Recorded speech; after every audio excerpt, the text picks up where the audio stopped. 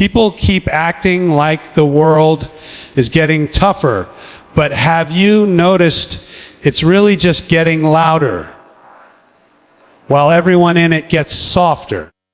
It's like some bizarre magic trick where everything around you is breaking down, falling apart, spinning out of control, and the audience just keeps clapping because nobody wants to admit they don't understand the show. You look around and you see people carrying emotional support water bottles like they're crossing the Sahara, even though they're just walking from the couch to the kitchen. They act like dehydration is stalking them like a jungle predator. These are the same people who panic if the Wi-Fi drops for 3 seconds.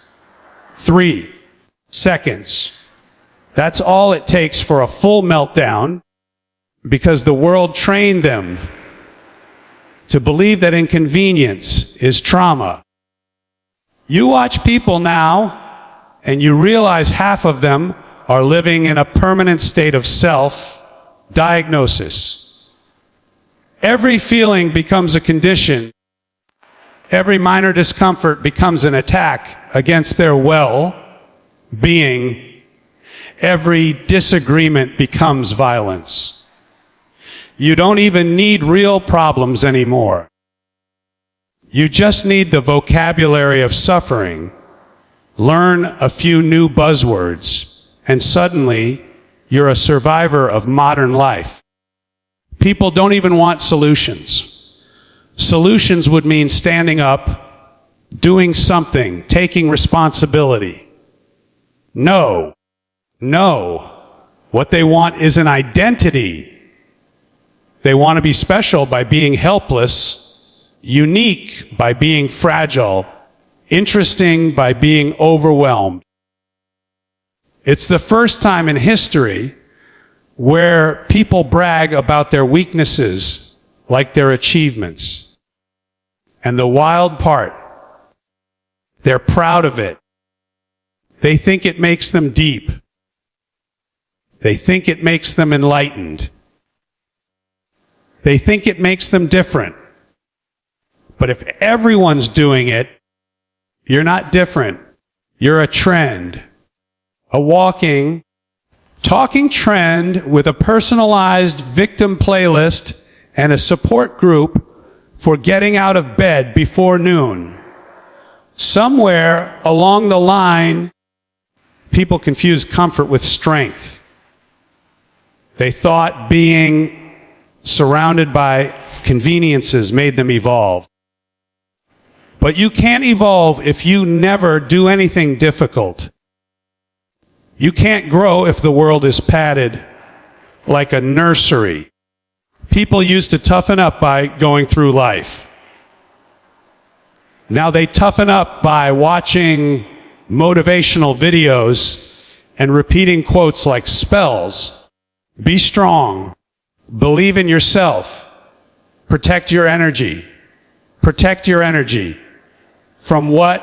Reality. Different opinions. The wind. This is a generation raised on applause. They clap for everything. Kids get trophies for showing up. Adults get praise for existing. You and everyone wants a gold star for breathing properly. You ever see someone brag about drinking water like they just discovered physics? Hydration is important. Yeah, no kidding. People have been drinking water since forever. It's not an achievement. It's not a lifestyle. You're not a monk on a mountaintop because you finished 8 glasses. You're a human being doing the bare minimum to not fall over. But that's what happens when society keeps lowering the bar. When enough people get tired of trying, the world eventually gives up on expectations. It's easier to reward everyone than to admit half the room didn't do anything worth rewarding. People don't want honesty. They want encouragement. They want to be told they're doing great, even if they haven't moved in 3 months. And the more you praise nothing, the more nothing becomes the standard. Before long, excellence becomes an insult because it reminds people they stopped aiming higher. Everything becomes a performance. People pretend to be confident while shaking inside. They pretend to be fearless while asking the internet what they should wear, what they should eat, how they should think. They pretend to be independent while relying on apps to deliver them food, partners, opinions, and validation. Nobody makes choices anymore. They wait for the world to nudge them in the direction that feels easiest. Not the direction that's right. Not the direction that's challenging. Just the one that requires the least effort. You could replace half the population with remote, controlled mannequins, and no one would notice until the mannequins forgot to charge. The world gets dumber because nobody's allowed to be wrong. If you can't be wrong, you can't learn. And if you can't learn, you stay stupid. People think their opinions come pre, assembled like furniture from a cheap store. They take it out of the box, don't read the instructions, and suddenly they're experts. They shout their beliefs like battle cries, but they've never questioned a single thing they say. Why would they? Questioning takes effort. Effort takes discomfort. Discomfort takes strength. And that's 3 steps too many for a lot of people. Everyone wants immediate answers. Nobody wants to think. Thinking is dangerous. Thinking leads to uncertainty. And uncertainty is incompatible with a world built on emotional bubble wrap. So instead, people cling to whatever makes them feel safest, even if it makes them stupid. They scream, research. But their research is clicking on the first link that agrees with them. They scream, facts. But their facts come from people who get paid to ruin their attention span. They scream, truth. But they're terrified of anything that challenges the story they already sold themselves. Meanwhile, the world outside keeps getting harder. The economy squeezes people, the systems confuse people, the technology spies on people, and the culture distracts people. But instead of getting tougher to handle it, people break down even faster. They retreat into comfort pods, distraction loops, emotional safe zones. They've convinced themselves that feeling uncomfortable means something is wrong. No. Discomfort means you're alive. If you never feel uncomfortable, you're not living, you're buffering. People walk around acting offended by everything because being offended gives them value. It makes them feel powerful. I'm outraged. They say it proudly like they just won a prize. But being offended doesn't make you powerful. It makes you predictable. Anyone can control you by saying the wrong thing. Your emotions become remote controlled, and there are millions of hands on the buttons. A truly strong person is hard to trigger, not easy. And then there's this obsession with being protected. People want protection from words, ideas, jokes, gestures, glances, tones of voice, imaginary implications.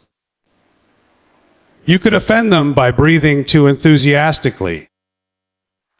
They're terrified of living without a shield, but what they don't realize is that the shield becomes the cage. You protect yourself so much that you stop being able to survive anything. Even resilience becomes a lost art because nobody practices it. You ever notice how people think struggling means failing? They don't get that struggle is the only thing that ever built anyone worth remembering. But now struggle is considered unfair. Hard work is unfair. Discipline is oppressive. Standards are discrimination. Everything that makes someone better is treated like an attack. So people reject anything difficult and then wonder why they feel empty. You can't build a backbone if your whole life is ergonomic. And people today get overwhelmed by absolutely nothing. They need a break from scrolling, a vacation from notifications, a nap from thinking about the nap they want later. It's madness. They've convinced themselves they're exhausted, but exhaustion requires activity. You can't be drained when the most intense workout you do is rearranging your apps, but they swear they're tired. Burnout. Burnout from what? Burnout from existing. Burnout from surviving the psychological gauntlet of choosing what to binge watch. People used to be tough because life forced them to be. Now life forces people to be passive. Systems do the thinking, devices do the remembering, apps do the planning, corporations do the deciding. People are passengers in their own lives. And the scariest part, they're comfortable with it. They don't want control. Control comes with pressure. Pressure comes with accountability. Accountability comes with guilt. And guilt comes with change. Easier to float along like debris in a river and pretend the current is destiny. But beneath all this softness is fear. A deep, gnawing fear that people don't want to admit. Fear of failure, fear of insignificance, fear of discomfort, fear of effort, fear of anything that reminds them they're unprepared for the world they live in. And the softer people get, the harsher the world feels. Not because the world changed, because they did. When you lose your resilience, everything feels like an attack. This whole softening isn't an accident. It's a side effect of convenience, marketing, constant stimulation, emotional outsourcing, and cultural hypnosis.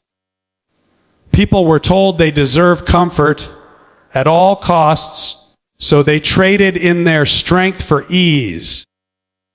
They were told they should be protected from pain, so they surrendered their courage. They were told they're special just for existing, so they stopped trying to be exceptional. And when you add it all up, the fragility, the entitlement, the obsession with comfort, the fear of discomfort, the addiction to validation, the refusal to think, the worship of mediocrity. You end up with a society where the people are soft and the problems are hard. And that's the perfect recipe for more suffering, more confusion, more frustration, and more people wondering why everything feels out of control. Because when you build a world around being comfortable, you forget how to handle life when it isn't. And life, no matter how much padding you throw around it, has never once promised to be comfortable. That's why it's bad for you. You ever notice how the people running the show always pretend they're doing you a favor? Every institution out there, every smiling authority with a slogan, a logo, and a mission statement talks like they care about you. They act like they're some kind of oversized, benevolent babysitter making sure you stay safe, comfortable, and informed. But if you pay even a little attention, you start to realize they're not protecting you. They're managing you. They're adjusting you like furniture. They're shaping you so you fit neatly into whatever system they built long before you ever got a say in it. And the best trick they ever pulled was convincing people they need protection from the very things that would make them stronger. Don't worry, we'll handle it, they say. And people fall for it because it feels good. It feels easy. It feels like someone finally stepped in to take responsibility. But that's the trap.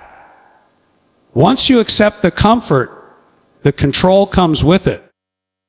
Once you let them decide something small, they inch their way into deciding something big.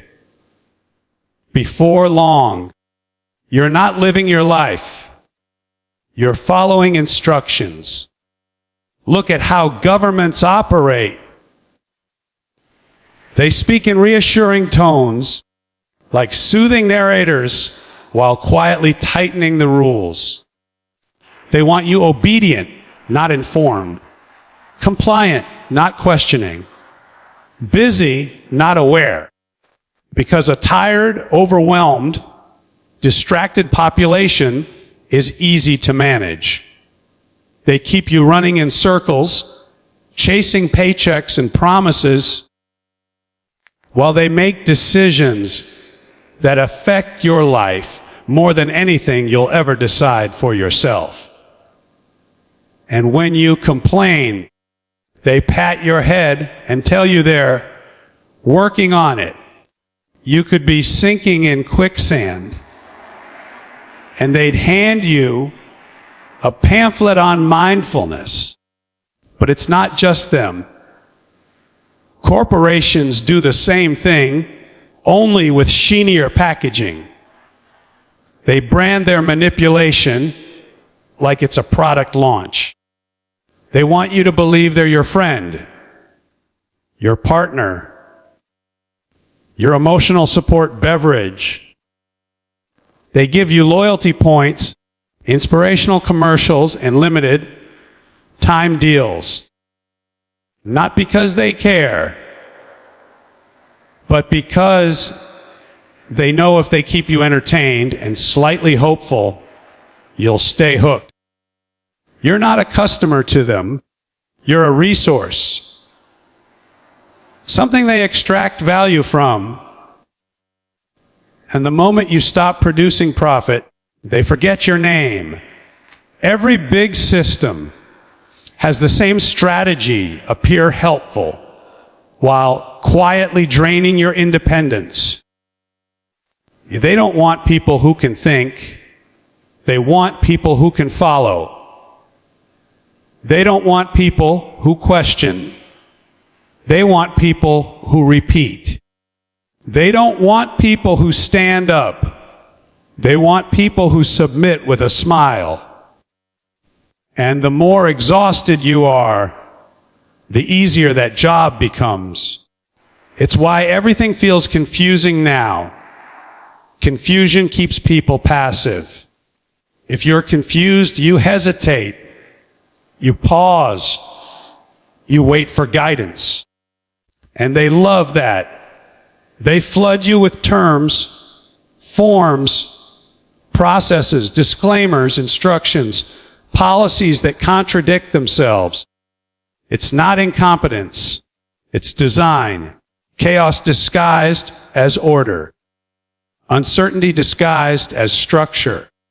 And people navigate it like they're walking through fog with a blindfold on. Even the institutions we use to trust, schools, media, experts, speak with authority but deliver with agendas. Schools don't teach resilience anymore. They teach compliance. They teach kids how to fit in, not how to think. They teach them how to memorize, not how to question. They teach them how to obey the system, not how to challenge the system. And by the time those kids grow up, they think obedience is intelligence. They mistake fear for respect. They confuse silence with wisdom. And that's exactly what the system wants citizens who don't make noise. And the media, forget it. They're not reporting reality. They're curating emotions. They're selling narratives like amusement park rides designed to keep you scared, outraged, confused, or addicted. Not for truth, but for engagement. They want you hooked on fear. Fear is profitable. Confusion is profitable. Outrage is profitable. A calm, thinking person is not. Every institution uses the same script. First they scare you, then they offer the solution. Then they shame you if you don't take it. They hit you with danger, then safety, then guilt. It's the same pattern as a bad relationship, except this one has a budget, a legal department, and access to your private data. And data is their new favorite toy. They track you, analyze you, map you, predict you. They know what you like, what you fear, what you buy, what you think about buying, what you almost bought but changed your mind because you felt guilty. They know when you sleep, when you scroll, when you lose focus, when you're vulnerable. And they don't use that information to help you. They use it to shape you, to steer you, to nudge you into behaviors that benefit them, even if those behaviors hurt you. That's the modern version of control. Not brute force, but subtle influence. They don't need to lock you in cages. They build digital ones. They don't need to silence you. They drown you in noise. They don't need to take your freedom. They make you trade it for convenience. And people go along with it because it feels good. Convenience is addictive. The easier life becomes, the more people surrender without noticing. They hand over their time, their privacy, their attention, their choices. Everything that makes a person independent gets exchanged for comfort. And once you're comfortable enough, you stop resisting. You stop questioning. You stop thinking. You just follow the path laid out for you because straying off it feels like work. It's like everyone's on autopilot. They wake up, check the notifications they didn't ask for, consume the content that was chosen for them, follow the rules that were written without them, and wonder why their lives feel small. They don't realize that every decision someone makes for you is a piece of your life you lose. The institutions pretend they're lifting you up, but they're really holding you down gently. They don't want you too miserable. You might revolt. They don't want you too satisfied. You might stop consuming. They want you in a sweet spot of mild dissatisfaction, always searching for something you can't articulate, always feeling like you're almost there. That way, you keep reaching. You keep buying. You keep obeying. And the worst part, they tell you it's your choice. They phrase everything like empowerment. You choose. But your choices come from menus they created. You're not choosing anything. You're selecting from options designed to benefit them, no matter what you pick. It's like ordering food on a plane. You feel like you're making a choice. But either way, it's going to be terrible and overpriced. People don't realize how much of their anxiety comes from trying to navigate systems that weren't built for humans. These institutions weren't designed to serve you. They were designed to maintain themselves. You're just the fuel. You're the raw material. You're the audience they need, but don't respect. And every time you try to break free, they use fear. They warn you about the danger of doing things on your own. They warn you about the uncertainty of thinking for yourself. They warn you about the complexity of understanding the world. Meanwhile, they profit off the confusion they created. They convince you that the world is too complicated for someone like you to figure out. So you stay small, you stay obedient, you stay dependent. People don't see the pattern because the pattern feels normal. When you grow up inside a cage, the bars feel like scenery. When you're raised in a system that tells you what to think, thinking feels dangerous. When the world trains you to expect guidance, independence feels like chaos. But the truth is simply, you can't rely on institutions to give you strength. Institutions don't give strength. They extract it. They don't build character. They dilute it. They don't sharpen your mind. They dull it with repetition, distraction, and dependency. And they do it with a smile, a slogan, a brand ambassador, and a friendly notification reminding you to finish the survey you never wanted to take.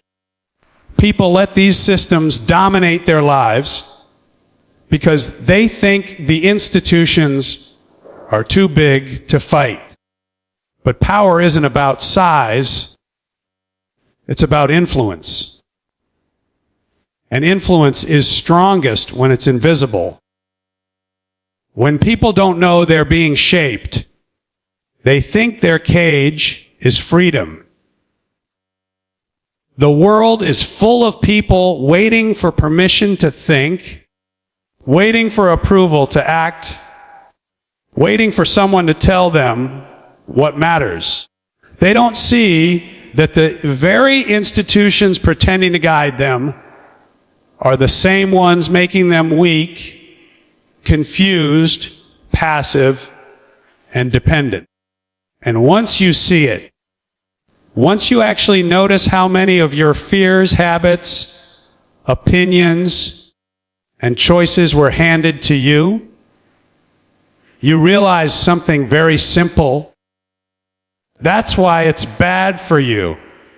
You look around at people today, and you can practically feel the weight of all the nonsense they're carrying. Not real problems. Oh no, those might require focus, courage, actual thinking. I'm talking about the tiny, useless, manufactured worries that stack up like junk mail until people start drowning in envelopes marked URGNT that don't mean a damn thing. People wake up stressed, but not because life is difficult. They wake up stressed because their phone buzzed at 6 a.m. with a notification reminding them someone they barely know posted a picture of their brunch. And the wild part, they look at it. They actually look at it as if missing that photo might ruin their social standing in the invisible scoreboard they think everyone is keeping.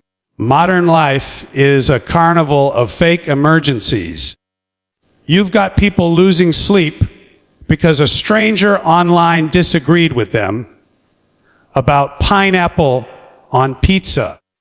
Adults pacing around their living rooms like generals in wartime because someone left them on read.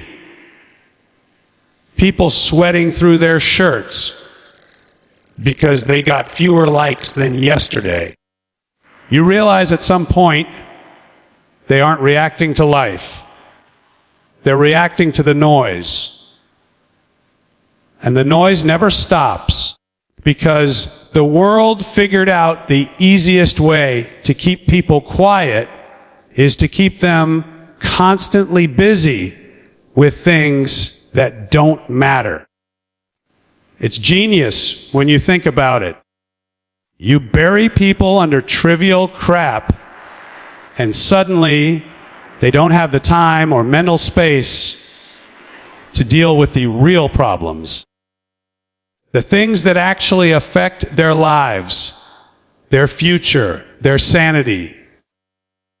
Instead of worrying about their health, they're checking if their phone battery dropped from 89% to 86%. Instead of worrying about their relationships, they're worrying whether their good morning message had enough emojis to avoid sounding cold. People are building their identities out of pixels and panic, and they wonder why everything feels empty. And then there's this obsession with staying updated on everything. People are terrified of missing out on the latest trend, the latest meme, the latest scandal. They don't even enjoy half the stuff they consume. They just can't stand not knowing it. They scroll like archaeologists, digging through rubble, hoping to uncover some hidden gem of entertainment that will justify the hours they've wasted. And every now and then, they find something that makes them laugh for 0.7 seconds, which keeps them going another 3 hours because they think maybe, just maybe, something even better is coming. It never is. But the hope is addictive. People now treat attention like oxygen. They chase it, beg for it, manufacture crisis for it. You'll see someone announce their minor inconvenience, like they're delivering breaking news. I can't believe the barista spelled my name wrong again. This is unbelievable. Unbelievable. No. Unbelievable would be if the barista got it right every time. You're not being oppressed. You're buying coffee. But they dramatize everything because dramatization gets attention. And attention feels like meaning. People stopped dealing with real life, so they created a miniature version of it inside their devices, complete with villains, plot twists, and emotional arcs. And because the real world feels too big, too complex, too indifferent, they retreat into these tiny digital ecosystems where every problem feels enormous and every reaction feels justified. Someone disagrees with you online, they're attacking your soul. Someone doesn't respond immediately. They don't respect you. Someone expresses a different opinion. You must launch a full-scale moral crusade. It's remarkable how people built a global network to access the greatest information in human history. And they're using it to fight about whether a cartoon character is problematic. Meanwhile, the real problems, the slow, creeping ones like stress, debt, loneliness, health, whisper quietly in the corner, and nobody hears them because they're too busy turning small nonsense into big drama. People get overwhelmed by their own expectations. They built these imaginary versions of themselves, perfect, successful, always happy, and then torture themselves when they fall short of a person who doesn't even exist. Every day becomes a performance, and every performance becomes a competition. Who's happier? Who's prettier?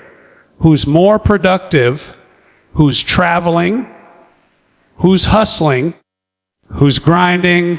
Who's glowing? It's exhausting. But nobody wants to look like they're struggling, so they hide it behind smiles, filters, and motivational nonsense they don't even believe. People don't rest anymore. They schedule downtime. They optimize relaxation. They treat self-care like homework. Tonight I'll unwind from 700 to 745 with meditation and gratitude journaling. You ever see someone try to meditate? They sit there trying to force themselves into peace, like they're wrestling a ghost.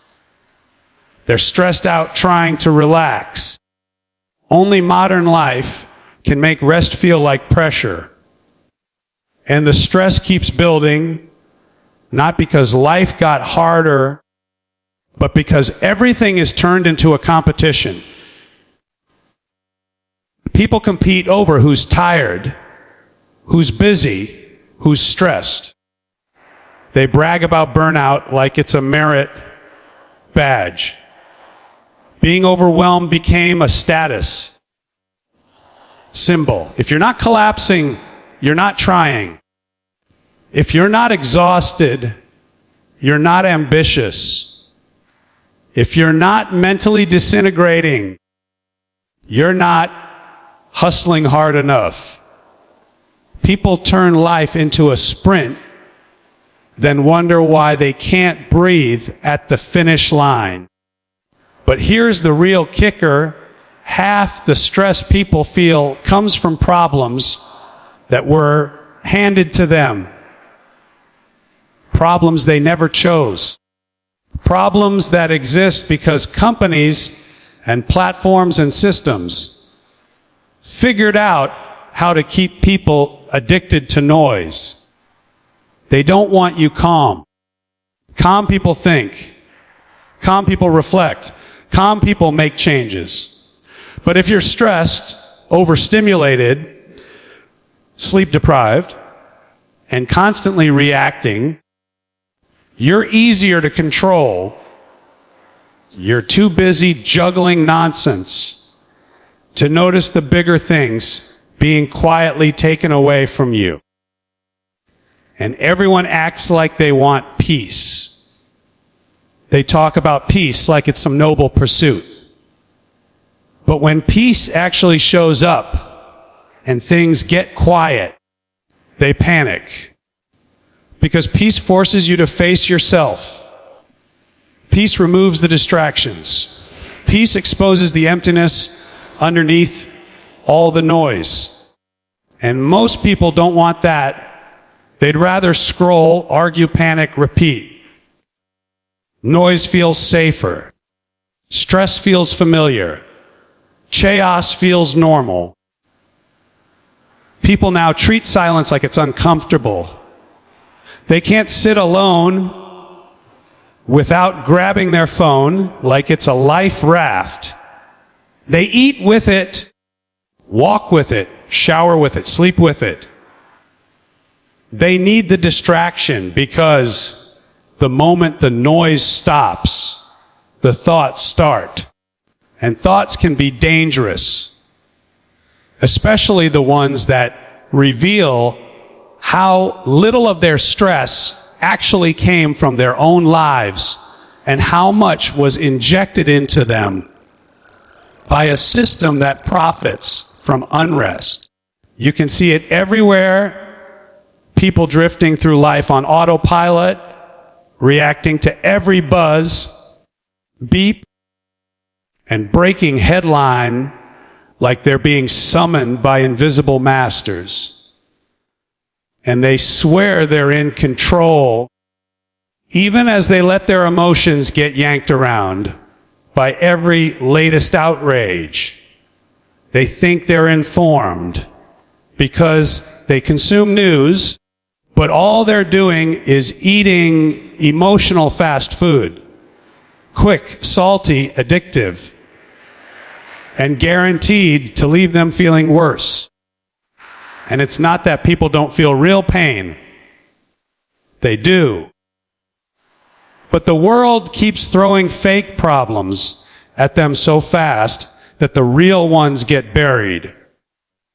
The more trivial problems you have, the less time you have to deal with the serious ones. And the more serious ones get ignored, the heavier they become. People are walking around with mountains of unresolved issues strapped to their backs. But they're too busy stressing over things that don't matter to notice they're collapsing. The culture is designed to keep people anxious because anxious people comply. Anxious people buy. Anxious people obey. Anxious people don't unite, don't rebel, don't think deeply. They keep chasing relief in all the wrong places, hoping one more distraction will finally calm the storm. But the storm was never inside them. It was poured over them drop by drop, push notification by push notification, until it soaked into their bones. And when they finally sit down at the end of the day, exhausted, wired, overstimulated, they wonder why they feel empty. It's because they spent the whole day feeding their stress and starving their soul. They fed their fear, not their mind. They fed their impulses, not their clarity. They fed the machine, not themselves. But the cruel truth is this: people don't know how to stop. They don't know how to unplug. They don't know how to step back. They're terrified that if they pause, the world will move on without them. They don't realize the world already did. They're just lagging behind in an endless loop of trivial pursuits designed to distract them from who they could actually be. And once you see the pattern, once you realize how much of your stress is artificial, once you understand that most of your anxiety was manufactured to keep you distracted and compliant, you see the whole thing for what it is. That's why it's bad for you.